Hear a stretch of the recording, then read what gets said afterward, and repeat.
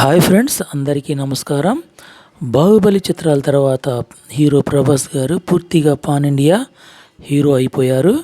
అందుకు తగినట్టే ఆయన ఎంచుకునే కథలు ఉంటున్నాయి. ఇక మహానటి తీసే జాతీయ స్థాయిలో తనదైన ముద్ర వేశారు నాగా అశ్విన్ డైరెక్టర్ గారు.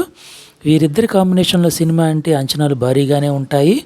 అందుకు తగినట్లుగానే ఓ పాన్ వరల్డ్ సబ్జెక్ట్ని ఎంచుకొని పురాణాలను ముడిపెడుతూ కల్కి 2898 ఏడీతో ప్రేక్షకుల ముందుకు వచ్చారు.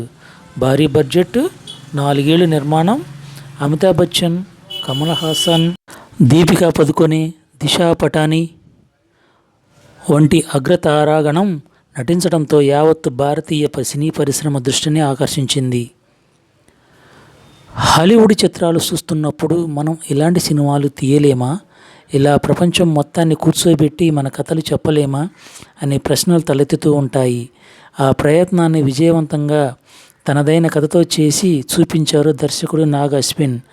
కళ్ళు చెదిరే విజువల్స్, లీనం చేసే కథ, బలమైన పాత్రలలో మన రేపటి సినిమా కోసం బాటలు వేశారు. హాలీవుడ్ సినిమాల స్ఫూర్తితో కూడిన పాత్రలు, కల్పిత ప్రపంచాలు ఈ సినిమాలో కనిపించినప్పటికీ వాటికి మన పురాణాన్ని మేళవిస్తూ కథ చెప్పిన తీరు అబ్బురపరుస్తుంది. కురుక్షేత్ర సంగ్రామం సన్నివేశాలతో సినిమా ప్రారంభమవుతుంది. కథా ప్రపంచాన్ని, పాత్రల్ని పరిచయం చేస్తూ మెల్లగా అసలు కథలోకి తీసుకువెళ్తారు సినిమా. ప్రభాస్ కూడా ఆలస్యంగానే తెరపైకి వస్తాడు.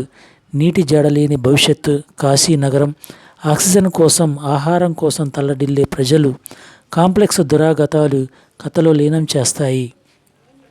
నాగ్ అశ్విన్ ఇందులో హీరోయిజం కంటే కూడా కథకి ఎక్కువ ప్రాధాన్యం ఇస్తూ సన్నివేశాలని మలచడం విశేషం. కథలోని 3 ప్రపంచాలు వీటికదే భిన్నంగా ఉండేలా ఆవిష్కరించిన తీరు కట్టిపడేస్తుంది. ప్రథమార్థంలో అక్కడక్కడ సన్నివేశాల్లో కొంత వేగం తగ్గినట్టు అనిపించినా ప్రభాస్, అమితాబ్ బచ్చన్ మధ్య సన్నివేశాలు మొదలైనప్పటి నుండి తర్వాత ఏం జరుగుతుందనే ఉత్సుకత మొదలవుతుంది. చిన్నపిల్లలు చాలా ఇష్టపడేలా ప్రభాస్ పాత్ర కామిక్ టచ్లో సాగుతుంది. సెకండ్ హాఫ్లో ప్రభాస్, అమితాబ్ బచ్చన్ మధ్య సన్నివేశాలు సినిమాని మరో స్థాయిలో నిలబెట్టాయి. ప్రభాస్ పాత్రకు సంబంధించి క్లైమాక్స్లో వచ్చే ట్విస్ట్ సినిమా ప్రేక్షకులతో విజిల్స్ వేయించడం ఖాయం. భారతీయ సినిమాను మరో మెట్టు ఎక్కించిన సినిమాగా ఇది నిలుస్తుంది.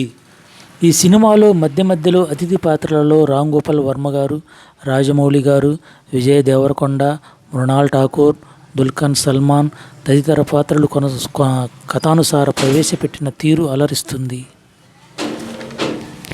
దర్శకుడు నాగ్ అశ్విన్ విజువలైజేషన్, ఆయన చెప్పిన కథ మనసుల్ని హత్తుకుంటుంది.